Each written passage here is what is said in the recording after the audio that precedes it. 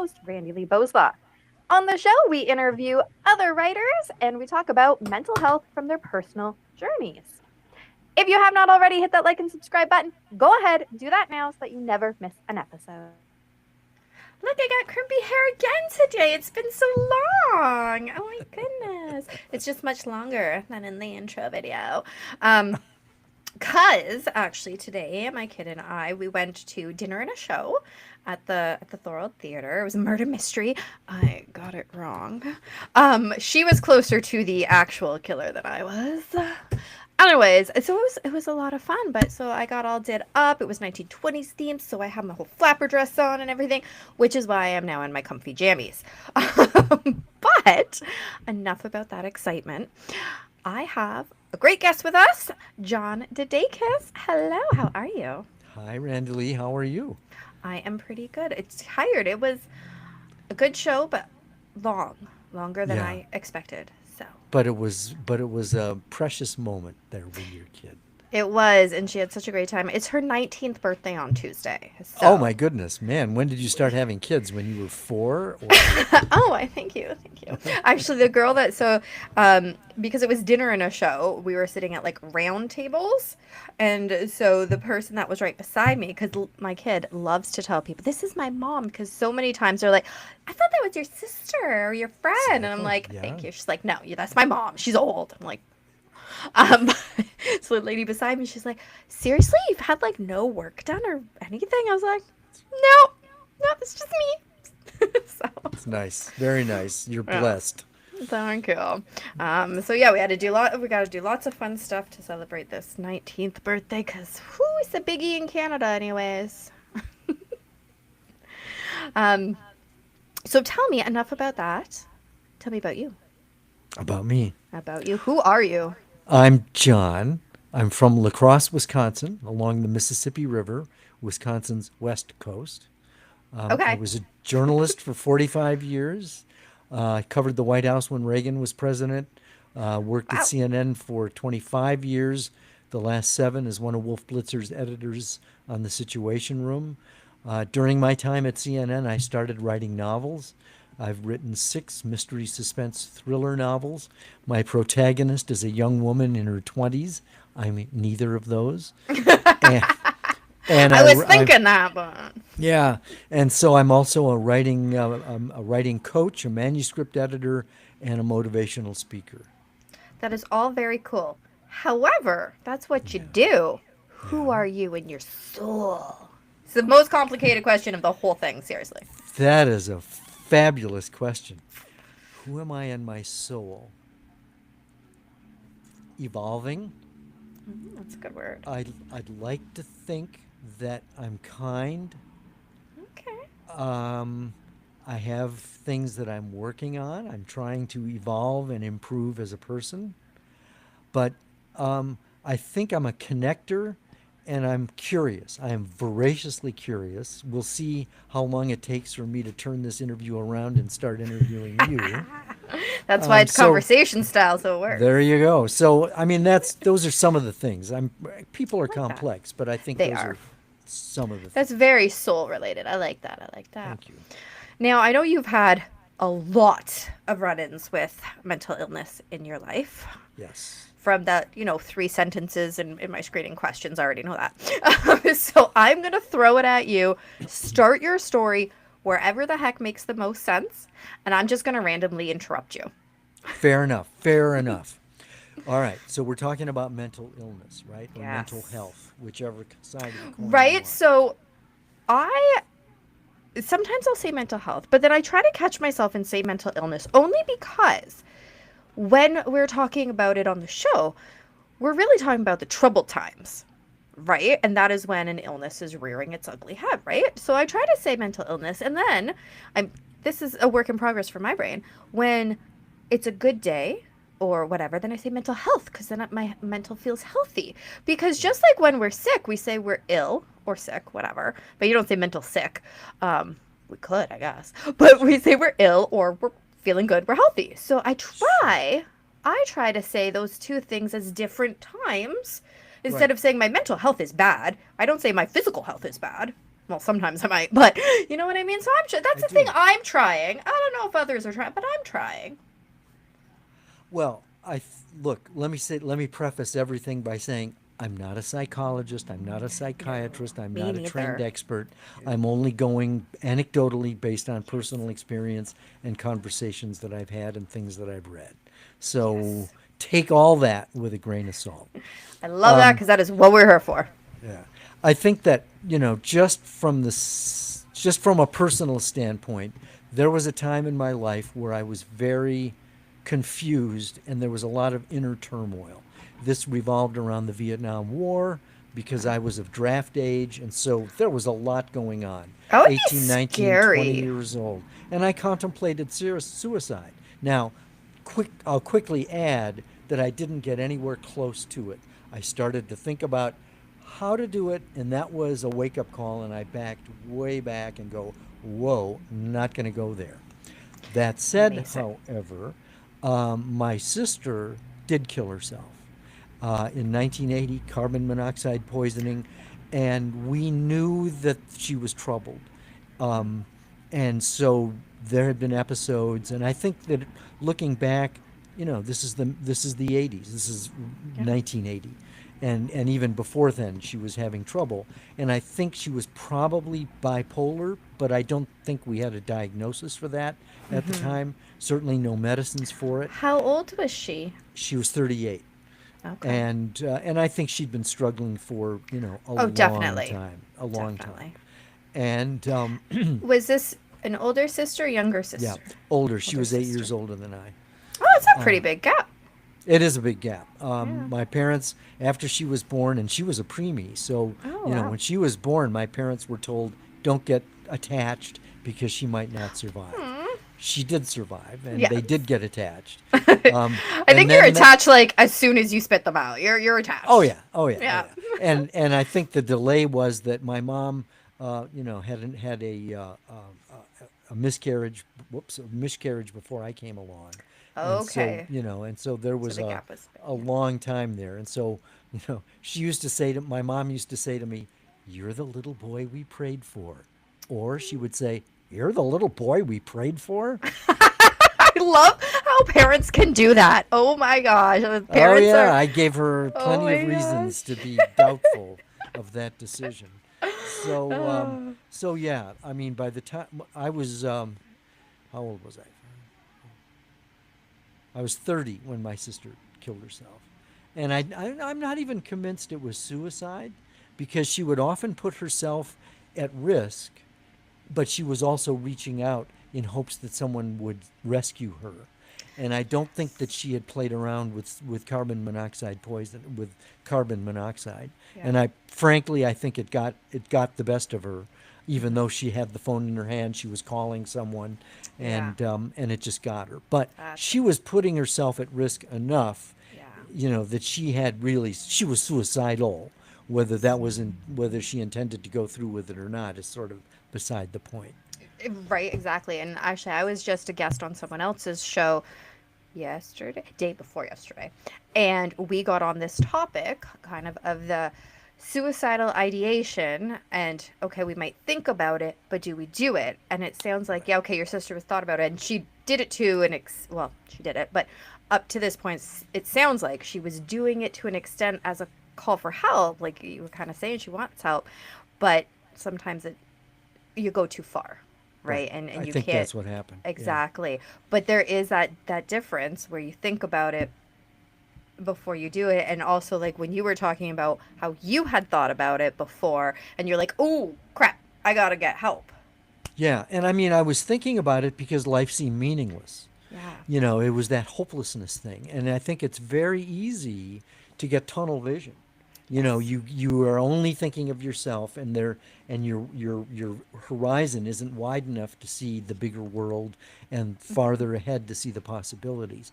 And is that mental illness? Not necessarily, but I think it's a human part of the human condition, and it's part of human experience. And I think it's normal for someone to experience hopelessness and meaninglessness, and even contemplate suicide. I don't think that is particularly, off the wall or strange. I think I it's don't kind of normal. I agree with you. I don't think it's off the wall. I think it gets to be that off the wall problem when it's a consistent thought. It's all the time and you're getting closer and closer to that Yeah. moment, Right. And right? you're probably more isolated. And so Yeah. it's a spiral. And we need people in our lives who love us and who will affirm us and talk us to a better place, with who see us and Yes. allow us to be seen. Well, I like how you say that because being seen is so much more than being seen, right? Because it's all the way you say it. It is. It is. It's just like how your mom used to say it to you. That's right. Oh, she Right? saw me really clearly. Right? There's something to be said for truly actually being seen for who you really are and being able to show yourself as you really are, Yeah. right? Yeah. Because so I th- many of us don't. I think one of the things that I think is very difficult for a person is when they're misunderstood. And and people, we can project, we can assume people are feeling and doing a certain Oh, thing we for love certain assuming. reasons. Yeah, and I think that can be a real trap. And it's a two-way street, because we need to take the time to listen to other people, especially people with whom we disagree, and to try to find that common human ground. Yes, exactly. So there's so many things going on right now. I want to ask about when you were thinking about it specifically right now, because Okay. how, I mean, I know that you said the hopelessness, and that's really common in this situation. But then you went, whoa, something's got to change. Right. What did you do? What changed?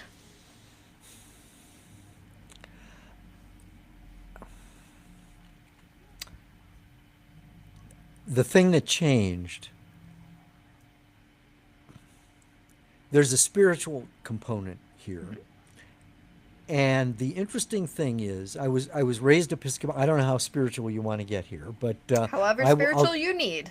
okay, I will do my best to kind of do the Cliff's Notes version, and then you can go deeper if you want. I was raised Episcopalian, which is, it's a Christian denomination. It's not top down bureaucratic. You're going to hell if this, that, and the other thing. Doubts are okay. And it's liturgical in that there are rituals and a liturgy where the prayers are canned, and the music Okay. is great, and all this kind of stuff. And the prayers are very eloquent. But for me, growing up, it just felt like so much mumbo jumbo. It didn't really resonate with me. And so when I went to college, I became much more hedonistic and, very self oriented, to the point where I became aware of how selfish I was because other people were getting hurt. And it was right around this Okay. time that Campus Crusade for Christ was making a pitch on campus, going door to door, telling people about Jesus. And so I had a lot of questions, and the person who I was talking to, we had a conversation. It wasn't an argument. And so, long story short, he prayed the prayer. I prayed it with him. He doesn't know I prayed it with him because I prayed silently. Yeah. But basically, Jesus, please come into my life and Mm-hmm. turn me around. And the typical conversion story is, that's what happens. My life was terrible. I accepted Jesus. Everything's wonderful. End of story. That's when I contemplated suicide. And because I think I was starting to think more seriously about cosmic things. Okay. Okay. Yeah. So your question though, to your point, what changed? I think what changed took 2 years, because I was still a student at the University of Wisconsin. They had a draft back then because it was the Vietnam Yeah. War. So I'm talking about existential stuff here. My draft number put me right in harm's way. I was going to get drafted. And so I'm facing some cosmic existential issues here. Long story short, I enlisted to avoid the draft, Oh. had orders to Vietnam. They were changed at the last minute to Germany. And my roommate happened to be a Bible believing evangelical Christian. And I was ripe, I was receptive. For the first time, I actually read the Bible, and it was inspiring. And yet, I was still allowed to think for myself. I wasn't being indoctrinated, but I was exposed to the scriptures and I was responsive to them. And so, I guess what changed is that there was a certain degree of stability that came into my life at this point. There was meaning, there were answers, there was a way to live, there was integrity. So there was a lot of good stuff going on. Yeah. And so I guess that's the answer to your question. I'm not an evangelical anymore. You can go there if you want, but but I do think that there was a spiritual component, a way of thinking and living that brought stability and purpose and meaning that didn't exist before. Yeah. That is a great answer. It's the only one I got. Right? And I was going to say, it's a great answer because that's your story. But also, change is not quick. Right. We want change to be quick. Like, I would love to lose this 10 pounds tomorrow when I wake up because I just can't lose it. But it's not going to happen. Especially if I keep eating chocolate. It's friggin' Halloween. I heard that. That's for another show. Change is not quick. And change also comes in different forms. And often, and I hear this from a lot of different people, it comes from, I met some random person, right? You said you're a roommate. And there's other things that lead up to it, right? But then you always remember that one person who maybe said one thing to you that just kind of switched it. You know that saying, the straw that broke the camel's back? And so we said in regards to like something bad happening. It's similar, but like in the good way, right? Absolutely. Yeah. It's the straw that, I don't want to say open the camel's back. The That sounds really gross. It's the light bulb that switched on. Right? The light finally connected and you went, oh. Right. And that is such an amazing moment. And we have to appreciate that it takes time. More than anything else, it takes time and trial and error. And you never know when it's going to hit you. Right. Yep. Okay, so as you are moving forward now, because now you have this light bulb moment, you're going forward, how are things going? Things are going well. Things are going well. I am active in a church. I meet my wife. She is, in fact, I met her at church. I joined the church choir, and she became the new choir director. And I've been taking direction ever since. See, funny how things work out. Yeah, I mean, we've been married 47 years now. Wow. And I think, I mean, there are a lot of reasons we're still together, but, one reason is she's really smart and she's engaging. She's challenging in many good ways. And so that rapport, I think, has helped make me a better person. And so, it's been going well. And it still is, even though I'm not an evangelical anymore. Yeah, that's amazing. I love when you find that person. And again, change isn't overnight, but over time, you're like, I'm a different person. Not in a bad way, but like you get stuff off of each other and you grow as a person. And, that's how you know you've got the right person. Right? Yeah, I think so, yeah. Right? I've known bad relationships. I've known people who have had bad relationships. And you see no growth in the people. Right. Right? And I mean, and she and I hit a bump, 20 years ago. Yeah. But we worked it through. And that, I think, says a lot as well. I mean, relationships, even the ones that last have trouble. Yes. I mean, that's just reality. It's a matter of how you communicate. Right. Nothing in life is perfect, which means you're going to have ups and downs. That's in a relationship. Like, exactly. And cut. Okay, so I want to talk a little bit more about your sister. Sure. Because this is an epidemic of people who are being, dying by suicide, people losing loved ones, and that's it's a hard thing. It's terrible. Right? So especially as the younger brother, yeah, you were an adult, but I feel like it doesn't get any easier, maybe. Like, No, really. no.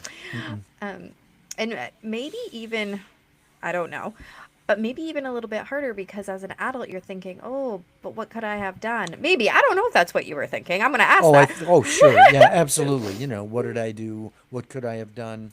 Sure. I think that comes with the territory. Exactly.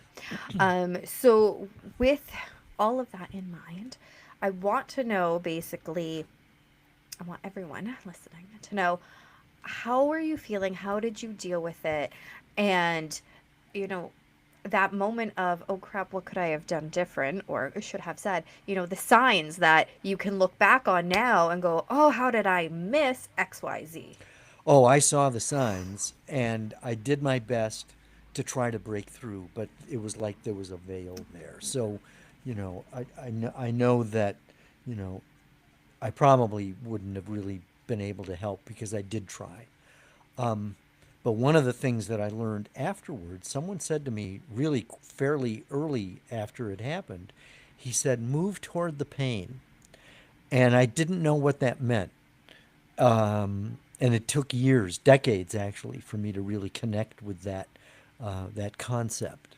But but it did stick with me, and I think that whether I consciously tried to do that or not, I think I really did move toward the pain because my first novel appropriates that situation. I mean, the very first chapter is her suicide. That's not her suicide, but the events are Yeah. ripped from reality. I was on the scene that day, and it was a catharsis to write that, Yes. and yet I wasn't writing to cathart. I was writing to just get published and to tell a good story. So I Yeah. was writing from what I know. And those always make the best stories. So, what were some of those signs? I mean, you're like, oh, I totally saw them. What were some of them? She felt incredibly guilty. She felt that she was worthless. Um, And how did these you are see that? So the reason I'm asking, obviously, is so that we can maybe bring awareness of other people, maybe see some similar things. Maybe they didn't know that that might be depression or suicidal thoughts, and maybe now they might go, oh, I don't want to talk to you now because now I'm seeing something. So what did you see or notice about your sister? just the hopelessness that she seemed to be communicating. It was just this, it was an almost unspeakable grief that she had that I knew from knowing her that just seemed to be coming from a deep place of a feeling of hopelessness. I think it was hopelessness that she felt. And there was nothing I could do to really, break through. Yeah. And that hopelessness, that word right there is the word that everyone who has been on this show who has talked about attempting suicide has said it was a hopelessness. They're like, I'm so glad that I did not succeed in what I had tried. Um, but it was that hopelessness when you Right. absolutely do not see any kind of ending to whatever is going on. What else is there? And it's Exactly, and yet so sad. and that's taking the short. That's the short view. You got to. I really feel you got to take the long view in life, and I think that here's one possible thought that I just came up with Yeah. now. Although I think it's been with me for a while. I mean, you've heard it said, "Follow your heart." If I followed my heart, I'd be on death row. Okay, and I so, think a lot of but us would be. I think though that that's a common a cliche that we Yeah. hear, and I think it's a trap because often our heart is telling us, end it. There's no hope. And I think that we have to kind of acknowledge that we have strong emotions, but I think that it's a trap when we just follow our emotions because we need to temper those emotions with that left brain critical side, analytical side that goes, really? Is there no hope? Is there no evidence of any hope in the world? Is there no one who has ever felt this way and somehow gotten beyond it? Yes, there is evidence.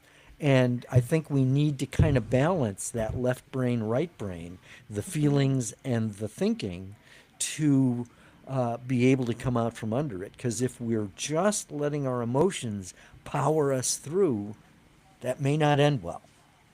Exactly. Yes. I try to explain that to my kid all the time because she's very impulsive that way. And we have had multiple attempts, so it is an ongoing conversation in the house that sometimes you just can't listen to that and you need to just Yeah. try something else, get outside Yeah. of what you're thinking or feeling. Yeah. And that's such a good point. It's when I this is 10 years ago or something, I took assist training. So assist suicide prevention training. My work paid for it. We all went. And it Wonderful. was like a 2-day course. I don't remember much of it because like I said it's like a decade ago, but something Yeah. that stood out to me that is very much on the track of what you're saying is if you are talking to somebody who is suicidal in that moment. So the example that they used in class while we were like doing role play or whatever was the person is on the bridge and they're about to jump off. What the heck are you going to say to them? Right? That Yeah. right. Whew, that was intense. And so what they told us to do is give them one reason. That's it. And the reason could be as simple as who is going to feed your cat? If you're gone, who is going to feed your cat? And because in the moment that we're talking about in this situation, it's all we want them to do is step away from the bridge. If you can get them to step away from the bridge, you've broken through that barrier. Like you were talking about your sister and you just couldn't break through. If you can manage to break through in some way and get them to step away from that bridge, maybe then we could make that little break a little bigger and a little bigger and pull them out of whatever hopeless hole they're in. Yeah. There's a lot more work, obviously, that has to go into that. I'm a huge proponent of therapy. um, Oh man. Yeah. Absolutely. yeah, but that's one of the things that they taught us way back a That's long really time good. ago. That's And helpful. right, and in a 2-day course, that's the one thing that I still remember is That's give a them key thing. one reason. And that's something that even if it's a stranger, you can be Yeah. like, well, what do you have who's at home for you? And if they say no one, oh, you have no four-legged guys at home, you've got no snakes, no birds, no nothing. And they might say no, right? But it's trying to pull information from somebody that you don't know. But if you do know the person, it's that much easier to say, but hey, what about, Well, who's going to clean it up? Who's going who yep, you're going to this is going to impact whoever has to, yep. clean up the mess. Yeah, exactly. And for some people, that's a big deal. Especially I can't remember what book it was, because I read this, I think, I want to say in high school. So it was like a million years ago. And it's one of those books they force on you. But the character was going to hurt themselves. But then it was, oh, but then my mom has to clean it up after, and I can't let her do it. Yeah. Yeah. Wow. Yeah. If that's the one thing, then awesome. That's a huge thing. Right? It doesn't matter what the one thing is, but try your best. If you can, obviously. One thing. Try to just break through with one thing. You cannot fix their problems. You are not a therapist. You're not a doctor, right? That's what we said at the beginning.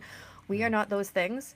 We are just a person there in the moment with someone else who is crying out for help. So just one thing. Amen. And I got nothing else to say. So after, so you said you were on the scene with your, with Right. this. She died overnight, and we lived in the same city, and I was trying to get through to her. I was trying to call her the next morning just because I needed to borrow something, and I couldn't get through. The line was busy. This was back in the day when there were busy signals. I And remember those. yeah, right. And so when someone picked up, it was, one of the, ambulance attendants, as far as I know. Wow. And he handed it over to me, my nephew, who actually found her. And so, yeah, I mean, he was incoherent. And so Yeah. then I knew I just had to get there. And so my wife and I piled in the car, got there, and that's how we found out. So, and amazingly, the cops let me be with her. She Wow. was on the floor. It was a attached garage. It was carbon monoxide, and she had a phone in her hand. And I think she was reaching out to someone, and so, Yeah. they let me be with her for a little bit. Oh, that's good. That's really good. Now, when my brother died, um, it was his ex-girlfriend that told me. And then I was like in such a state of no, no, no, right? Obviously. That I got the phone number of the other person that was with him. And they're like, yeah, do you want to talk to the police? Yep. And until I heard that official voice saying that it happened, I was like, no, no, no, no, no. And in my case, it wasn't even the official voice. I mean, I showed up. There was a cop on the boulevard, and I asked him. I said, "I'm the brother. How is she?" Yeah. And he said, "She's deceased." That's how he said it. Yeah. They took me across the street to a neighbor, and I sat down for a nanosecond before I said, "I have to see her." Yeah. I had to see it. Right, exactly. Seeing is believing, which is horrific. I absolutely hate dead bodies so very much. Whenever there's been a funeral, not that I've had a ton in my life, but my mom will always be like, "No, you need to come see them because you need to say goodbye," and I'm like, "Absolutely not. No, thank you." And so even at my brother's funeral, I went up to his dead body because she needed me to go with her, not because I wanted to, because we were in the, how they do the viewing and you're in the room and the casket's open and all this stuff. I kept leaving. I'm like, nope. Every time my eyes would drift in that direction, I'm like, hey, I'm going back outside again. Yeah. How did he die? How did he die? Drug overdose. Yeah. Yeah. So that was my son. My son got it with a heroin overdose. Yeah. And we're going to get to that soon. Or I might have to have you come back. We'll see how this goes.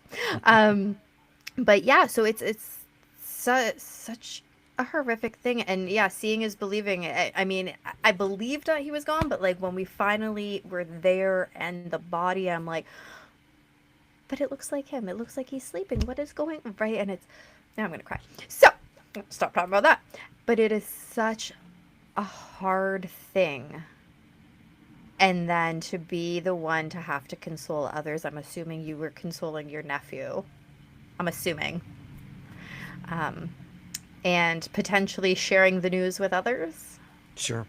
I had to tell my parents. Yep. I was also the one to tell my mom. So yeah, hardest thing I ever did. Yeah. I remember. See, you said, "Oh, I'm going to turn this around. I'm going to hear about you." I went into the house. I do have a question for you. Yes. How is it that you're able to talk about this so freely? Oh, that's a whole other episode. That would be very long. The short version is I need to talk about these things so other people don't feel alone. And so potentially and hopefully I can make a difference by sharing this stuff. And especially for my brother's story, one thing about him was he always wanted to help everybody else. He never helped his damn self, but he always wanted to help everybody else. That was a big thing. I remember the one day he literally gave somebody his shoes because, I have another pair at home. Okay, but dude, now you're walking home with no shoes. But okay, whatever. But that was who he was, except when he was on drugs. But that was his soul. And so I said, one of the things I kept repeating to myself over and over and over after he died was his death can't mean nothing. His life can't mean nothing. There has to be a reason. Yep. Because I can't deal with this if there's no reason. And so that's the sixth stage of grief, is finding meaning. Yeah. So yeah, I talk about it. I've written a book about it, and so it's something that is so heartfelt, and I have to do it. So how did you deal with your sisters? Let's turn this back around now. Okay. Well, I mean, I wrote about it, and and grief is like holding an inner tube underwater. So it never quite goes away. It keeps bubbling up, and so I think one of the ways I dealt with it is you move forward. You go ahead with your life. Yeah. And this is something that now is part of my life. And it doesn't necessarily define me, but it has certainly influenced me. And so that then means that I see it as my responsibility to try to figure out how that's affected me and how I can help other people. For example, and I'm sure this has happened to you too, you come across people who are troubled. And so without fail, if I think that there's any chance they're going to take their life, I ask them point blank, are you considering suicide? Yeah. Giving them an opportunity to talk about it in a safe place. Oh, I just got goosebumps. it's so I'm not afraid to address the issue because I learned from it that it is a realistic possibility, as we said, it is a normal thought, and Yes. but at the same time it's not wise, I don't think, No, and I don't so think so. I try to at least offer an opportunity to address it and think it through. I love that so much. I literally got goosebumps while you were saying that. Okay, so if you have nothing, I mean, I'm sure there's lots more we could say, but if there's something super important, pressing that we need to see on this topic, I do want to touch on your son. Fine, let's move on. So again, throwback. Just you start the story, and we'll do what we just did. Oh man. Okay. Well, let's see if I make it. I know that's why every so often I'm like, hey, I'm stopping talking because we're crying. Yeah. Stephen was a wonderful kid. He was funny. I think every time the first thing I do when I tell people about him is tell him how funny he was. He had just a great sense of humor.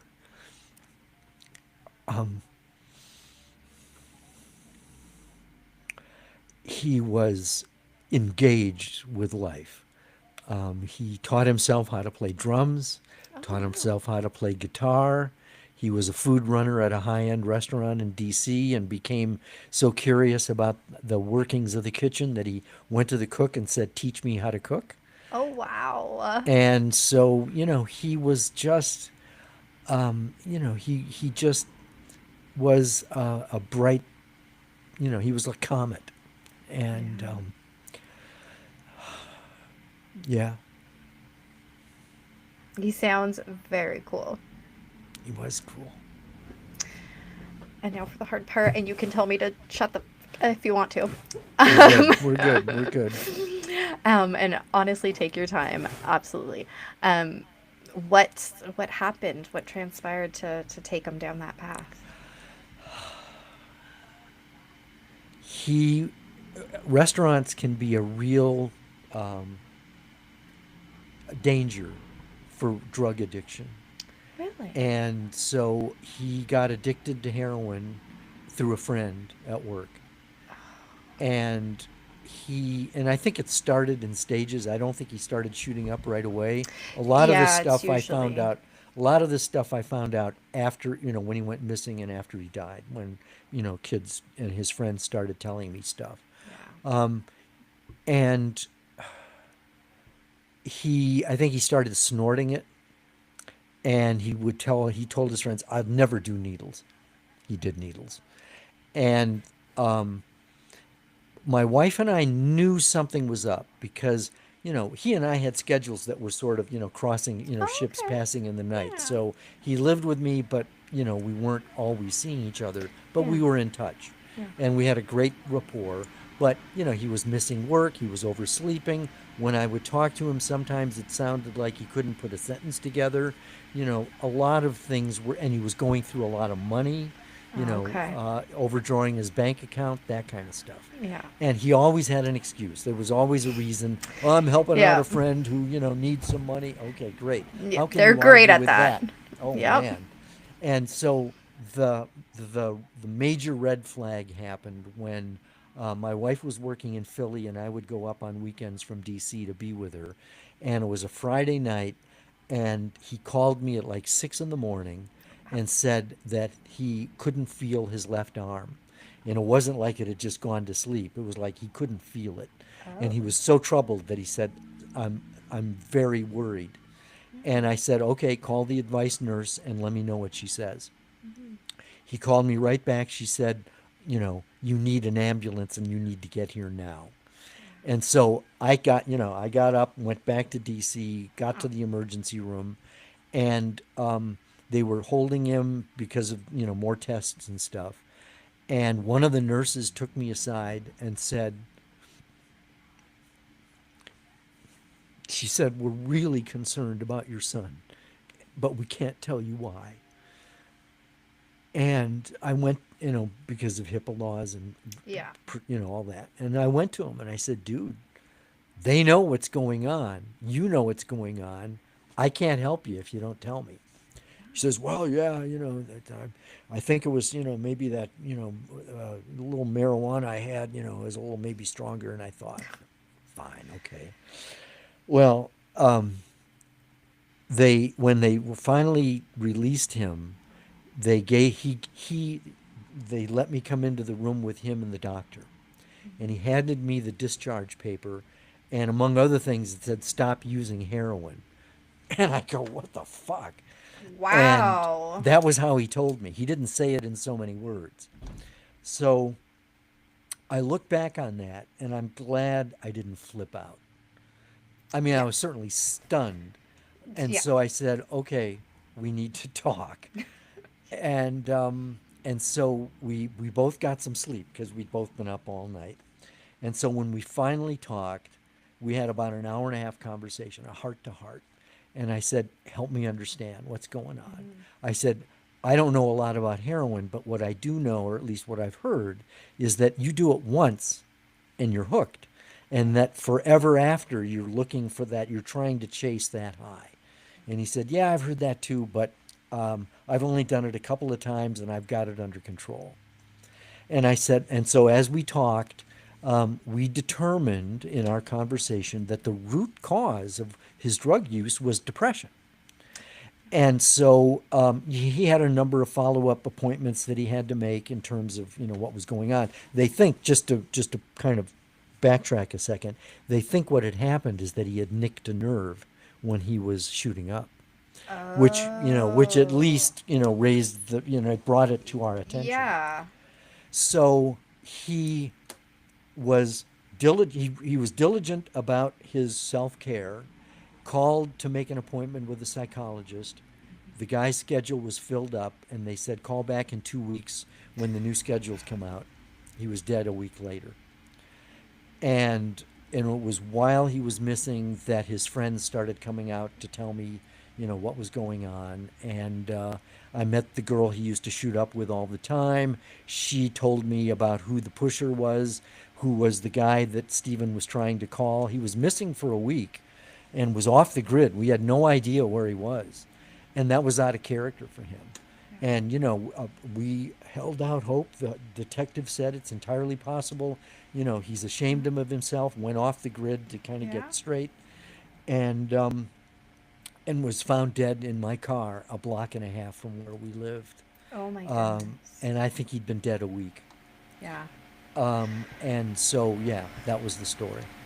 That breaks my heart in so many different ways, but this last part when you said, and he called, because he took the initiative. He clearly knew and wanted help, and he called. Yeah. But there's this big problem in, Canada, the U.S., people I've talked to around the world, it's everywhere. This big problem of I'm asking for help, and now I have to wait. But the problem is the help I need is right now, or maybe I can't make it. And it is one of the biggest problems. Oh my God. There's a book that was written, I think the guy who wrote it was Tony Campolo, and the title of the book was Who Switched the Price Tags? We pay athletes millions of dollars. We pay teachers shit. Well, we pay teachers a lot here. Well, good. But, we spend $40 billion to prop up Argentina, and we take away money from, SNAP programs. This big, beautiful bill, that cuts Medicare and gives tax breaks to billionaires. This is criminal. It's criminal. Yeah. And that is one of the reasons that and I'm guessing yourself, speak about it, because something needs to change. If somebody is saying, I need help, that doesn't mean I need help in 2 weeks. That means I need help right now. Yeah. I don't usually swear on the show, but I need help right now. Because if I go in with, okay, I'm gonna use my mom as an example, because she just broke her hip. She goes in with a broken hip, and they keep her there and do surgery within like 2 days, but they don't let her leave the hospital because, you have a broken hip. Do surgery, keep her there I think she was there another 2 or 3 weeks before they sent her home. But a person saying, who is just in the hospital, who they know has heroin, or I know people who've said, I feel suicidal. but we're just going to be like, okay, we'll see you in a couple weeks. Hopefully, maybe. Cool. Our brain is broken. Right? That's literally the only way I feel like to get it through to some of these, decision makers' brains. If a hip is broken, you don't send them home. If your brain is broken, why are we sending them home with no plan? Granted, there's only so many hospital beds, and people, sometimes being in a hospital away from your home can make things a little bit worse. So every situation is different, but there needs to be follow-up immediately. Yeah, and there's no panacea. It's, as you said wisely, it's the long view. You got to take the long view, and I think it's a, I mean, my sixth novel actually deals with mental health, but the point is that it's complex, Yeah. and there's no simple solution. Yeah. But it's a crisis. It is a global crisis. Not only drug addiction, but because that's a symptom.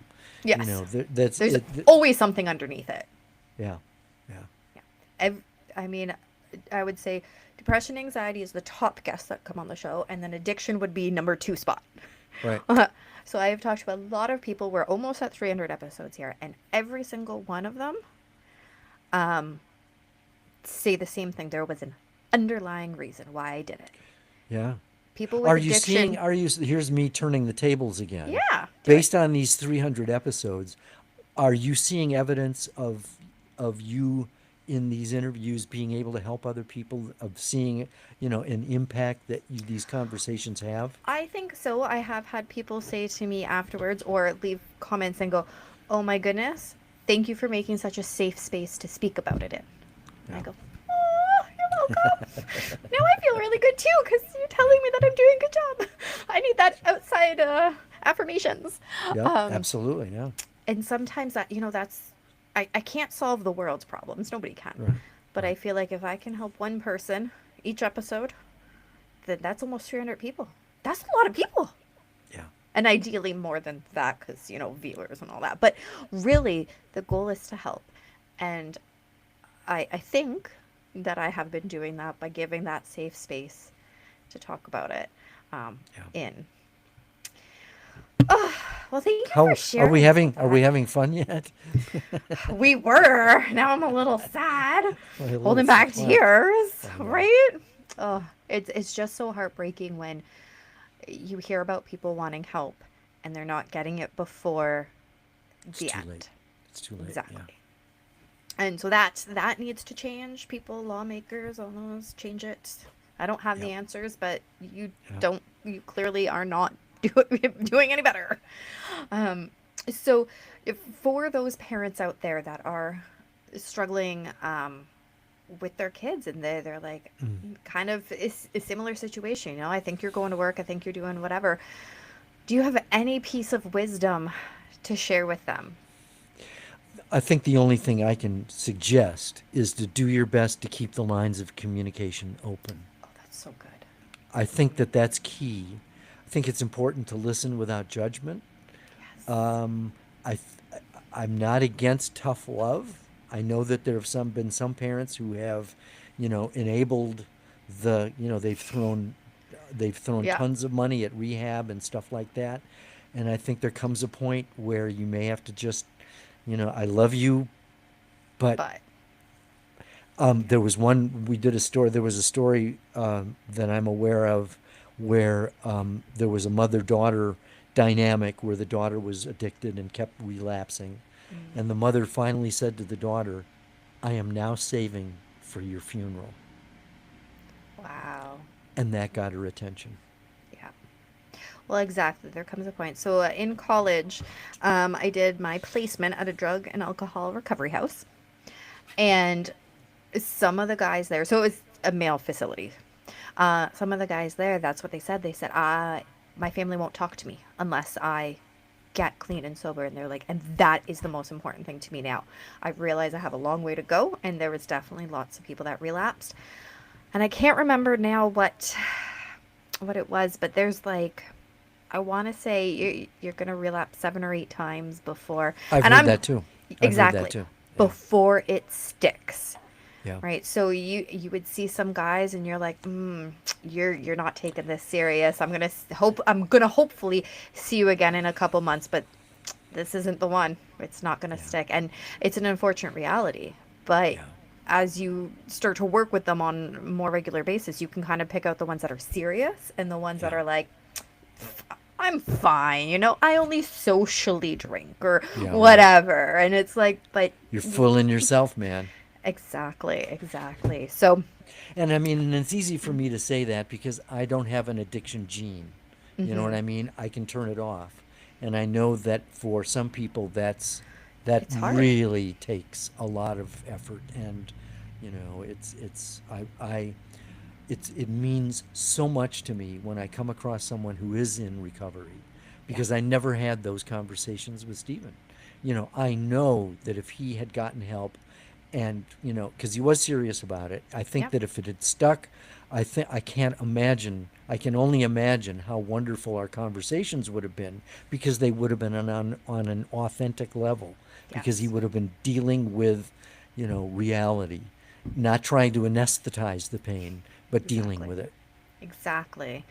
And it's, I love talking to, I love talking to everybody, but I love talking to the people that are really that are true, authentic, and willing to share it. Like you, I'm always like, you can tell me to shut up if you want, but you're like, no, bring it on. And I'm like, oh, I Bring it. love this, right? Yeah, Because yeah, it's so much more meaningful to everybody who we're trying to reach and to help when we right. can do it that way. So Yep. I love that. So thank you so much for that. Well, I mean, thank you.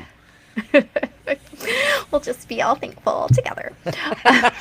I try to lighten the mood sometimes, if you couldn't guess, because it gets Yeah. really heavy. So I always try to bring You've it got a back great up. sense of humor, and I appreciate that. Thank Thank you.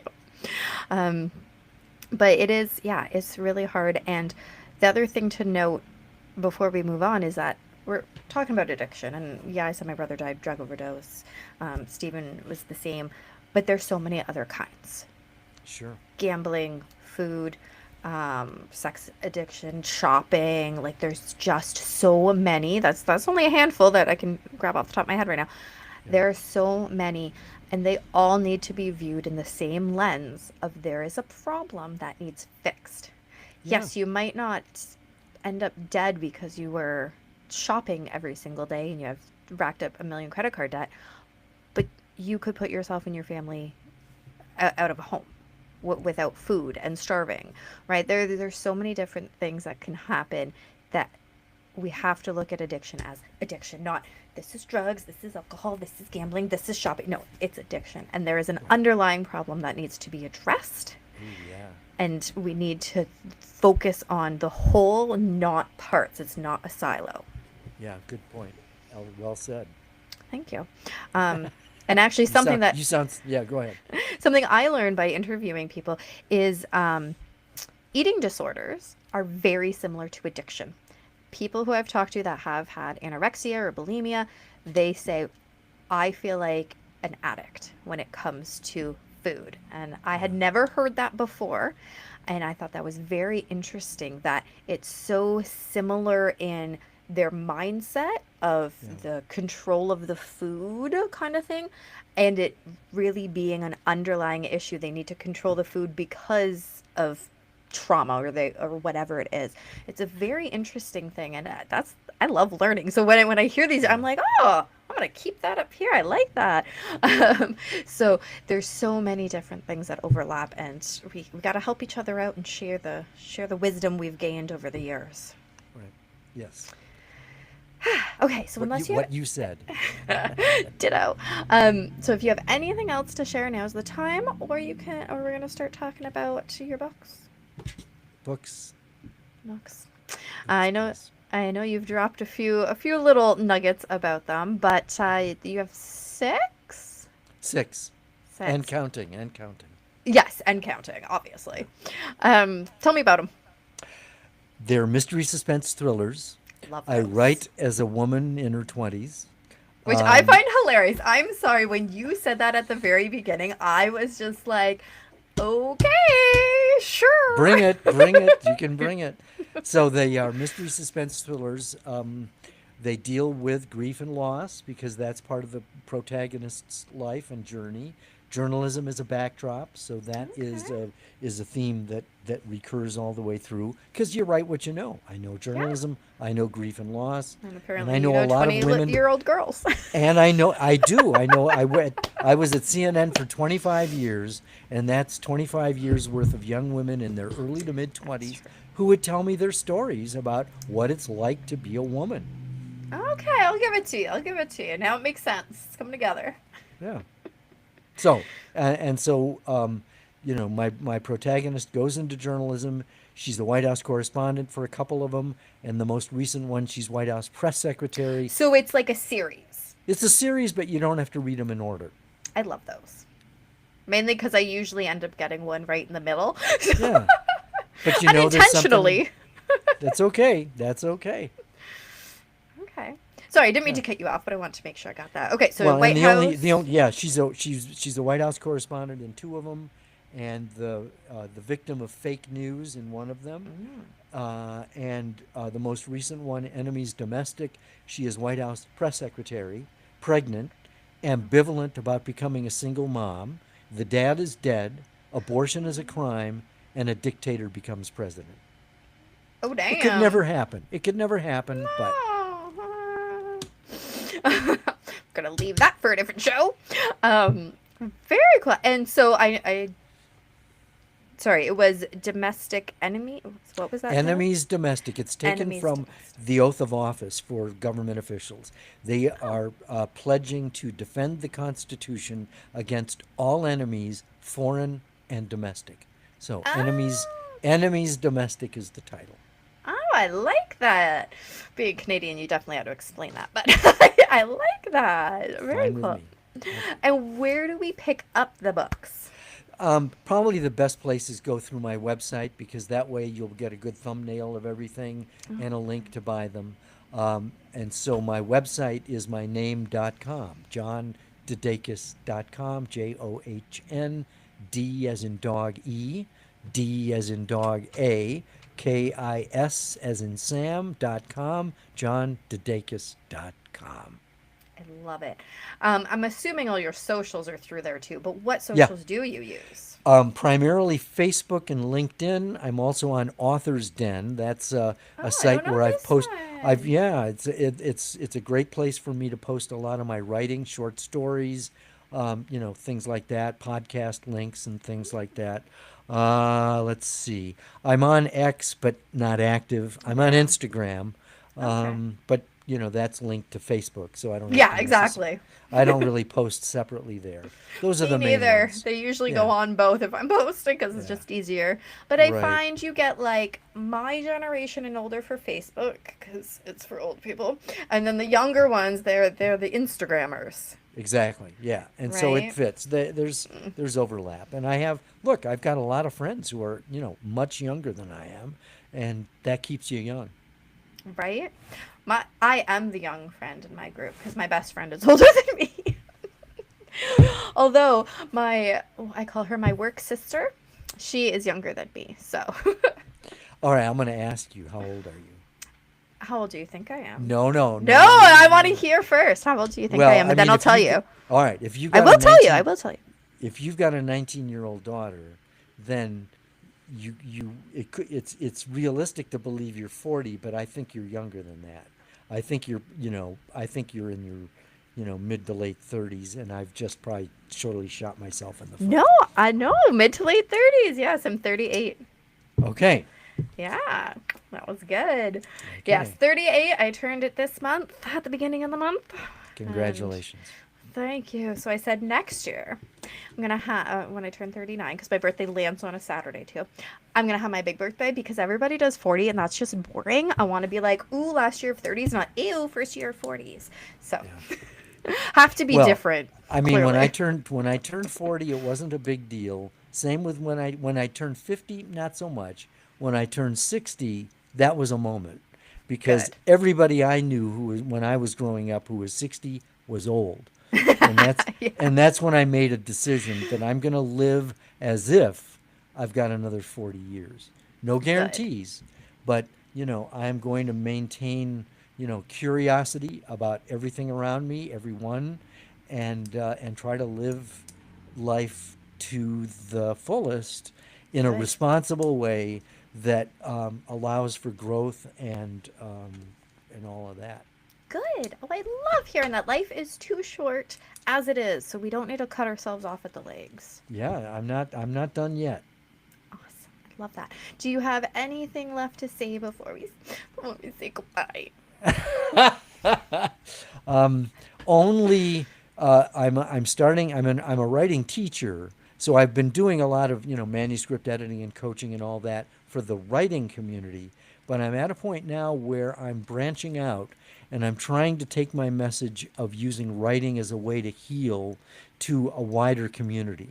Corporations that have wellness programs, veterans groups who are dealing with PTSD, hospitals who have hospice units and things like that. So I'm trying to connect with event planners who are looking for speakers or workshop leaders to add value to their next event. Love that. All right. And I mean, now they know all of the wealth of life that you have to share. Yeah, So yeah, thank good you. thing we talked about all of it. Yes. You're very thorough. Boy, is that for sure. Deep, deep, deep and thorough. I mean, Well, I do a lot of podcasts. You're the first one who's gotten me to cry. Nicely done. thank you. Yeah, Thank you very yeah, much. right. Yeah. You're welcome. And thank you everybody for watching. If you have any questions, throw them down in the comments below because we can always have John come back. This was fun, so I wouldn't mind talking to him again. You know. You can go on and on. You're a wonderful person to talk to. Oh, thank you. You've got so much to share, and I am nosy, so I would just want more. And also the link for his links, if you don't remember what he said, because we just kept chattering on, they are, of course, down in the description below, so you don't have to worry about remembering it. You could just go down there and look. Much easier. And be sure always to share these episodes out. We have very important message that we're trying to share, so share it out. Hit the like and subscribe too, because it helps us, but really we want you to share this stuff out to the world. It is so important. And remember, the only way to end the stigma of mental health is to speak openly and honestly.